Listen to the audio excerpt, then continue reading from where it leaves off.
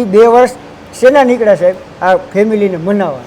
2 વર્ષ 2 વર્ષ પાકું ધંધો કરવાનું ફેમિલીને આ તમારી કિંમત તો તમને ખબર ને એટલી કિંમત નથી. હા તો 2 વર્ષ થાય એટલે રો મટીરિયલ ભાવ પેટ્રોલમાં દર વર્ષે 5,000 રૂપિયા વધી જાય. એટલે એ ટાઈમે હું બુકિંગ કરાવી ગયો હતો. મારા સસરા અહીંયા સાપર, એટલે સાપર અવારનવાર આવવાનું થાય એટલે મોટાભાગની રૂબરૂ કંપનીમાં અહીંયા વિઝિટ આપને કરી.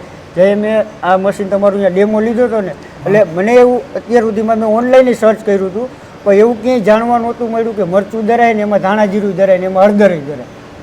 ક્યાંય જાણવા નહોતું ક્યાંય જાણો એ એમ કે ધરાશે, પણ જે ધરે ને એ લોકો એમ કહે કે મરચું એટલે મરચું હાલ, પછી ધાણા જીરું નાખો તો એ એના જે મેસ આવવા જોઈએ નથી આવતું.